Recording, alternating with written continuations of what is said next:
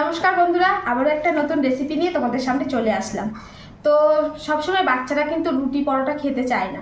তো আজকে সেই কথা ভেবেই আজকে বাচ্চাদের এমন একটা খাবার করে দেব পরোটা, যে বাচ্চারা অনায়াসে একটার জায়গায় দুটো খেয়ে ফেলবে। তো কীরকমভাবে সেই পরোটা বানাবো তার জন্য তোমাদেরকে ফুল ভিডিওটা দেখতে হবে। তো চলো ভিডিওটা শুরু করে দিই। তো প্রথমেই এখানে আমি নিয়ে নিয়েছি দুটো লেচির মতন করব।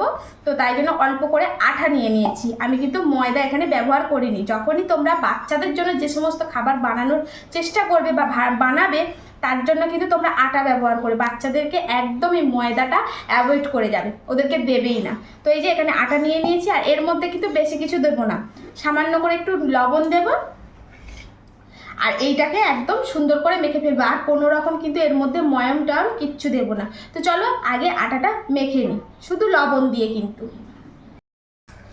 তো এই তো বন্ধুরা, আটাটা মেখে নিয়েছি শুধু কিন্তু এর মধ্যে লবণ আর জল দিয়ে, আর কিচ্ছু দিইনি। একদম মাখা হয়ে গেছে।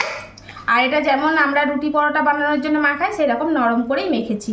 তো এখন এর থেকে কিন্তু আমি লেচিগুলো কেটে নেব। তো এই যে লেচি কেটে নিচ্ছি, মোটামুটি 3টে করব, একটু বড় বড় করেই বানাবো।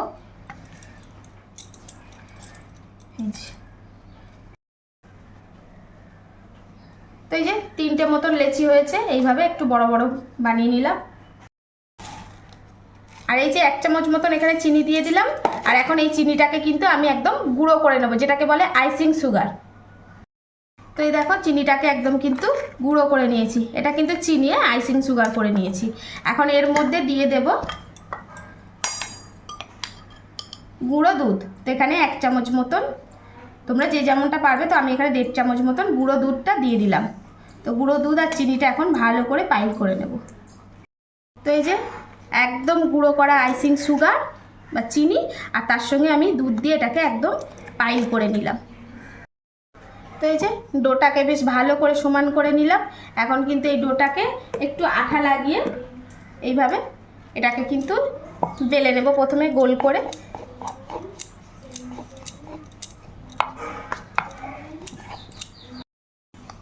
তো এই তো এইভাবে গোল করে সুন্দর করে বেলে নিয়েছি প্রথমেই আটাটাকে। এখন এই যে চিনি আর দুধটাকে পাইল করে রেখেছিলাম, এখন এটাকে কিন্তু এর মধ্যে এইভাবে ভালো করে সুন্দর করে ছড়িয়ে দেব।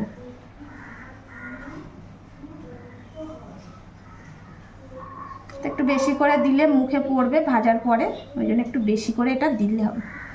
এই যে এইভাবে ভালো করে চতুর্দিকে দিয়ে দেব। তো এইভাবে ভালো করে এটাকে লাগিয়ে দিলাম। এখন এটাকে যেভাবে আমরা মানে পরোটা বেলবো, তো 3 কোনাও বেলতে পারো। তো আমি এইভাবে এটাকে বেলবো।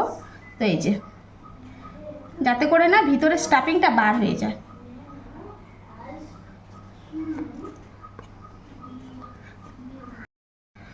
তো এই তো প্রত্যেকটা এইভাবে কিন্তু বানিয়ে নিয়েছি। এই যে প্রত্যেকটার ভিতরে এখন কিন্তু এর মধ্যে দিয়ে দিতে হবে একটু সাদা তেল। সাদা তেলটা ভালো করে লাগিয়ে দিতে হবে। আর এই যে যেগুলো বানিয়ে রেখেছিলাম পরোটার মতন করে, এখন এইগুলোকে বেশ সুন্দর করে বেলে নেব। এটা হচ্ছে আমি চৌকো পরোটা বানাচ্ছি, তোমরা চাইলে এক্ষেত্রে কিন্তু তিকোনা পরোটাও বানাতে পারো। তো এই যে এইভাবে সব পরোটাগুলো বেলে নেব।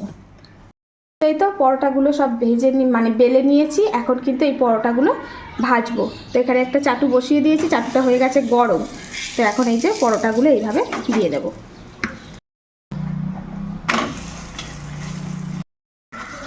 তো পরোটাগুলো এইভাবে এপিট উপিট করে ভেজে নিয়েছি। এখন কিন্তু দিয়ে দেব সাদা তেল। তো তেল দিয়েও পরোটা যেরকম তেল দিয়ে ভাজি আমরা, কিন্তু এক্ষেত্রে তোমরা তেলটাকেও অ্যাভয়েড করতে পারো। এক্ষেত্রে তোমরা বাটার বা ঘিও ইউজ করতে পারো। বাচ্চাদের জন্য কিন্তু বাটার ঘিটা খুবই ভালো। তো আমি এখানে তেল দিয়েই ভেজে দিচ্ছি। তো তেল দিয়ে এটাকে সুন্দর করে যেমন পরোটা ভাজে, তো সেইভাবে ভেজে নেব। একদম সুন্দর করে পরোটাটা ভেজে নিলাম। তো এই যে সম্পূর্ণ সবগুলো ভাজা হয়ে গেছে সুন্দর করে। তো বন্ধুরা এইভাবে যদি বাচ্চাদেরকে পরোটা ভেজে দাও না, অনায়াসে খেয়ে ফেলবে। কারণ বাচ্চারা এই রকম খাবার খেতে খুব ভালোবাসে, কিন্তু এমনি শুধু রুটি দেবে, এমনি পরোটা দেবে খেতে চায় না। তো আমার ছেলে কিন্তু এই রকম পরোটা দিলে ও এখন মানে মোটামুটি 4টেও খেয়ে ফেলতে পারে। তো যাই হোক, আজকে 3টে বানিয়ে দিয়েছি, ও যেহেতু টিফিন নিয়ে যাবে। তো চলো বন্ধুরা আসি, আর কেমন হয়েছে অবশ্যই কিন্তু জানিও কমেন্টে। আর ভালো লাগলে একটা লাইক দিয়ে যেতে ভুলো না। যারা ফেসবুক থেকে দেখছো অবশ্যই আমার এই পেজটাকে ফলো করো, যারা ইউটিউব থেকে দেখবে তারা কিন্তু সাবস্ক্রাইব করো। তো আজকের মতন আসি, দেখা হচ্ছে নতুন কোনো ভিডিওতে। আর সবাই কিন্তু একবার হলেও বাড়িতে এটা ট্রাই করে দেখো, আর অবশ্যই আমাকে জানিও।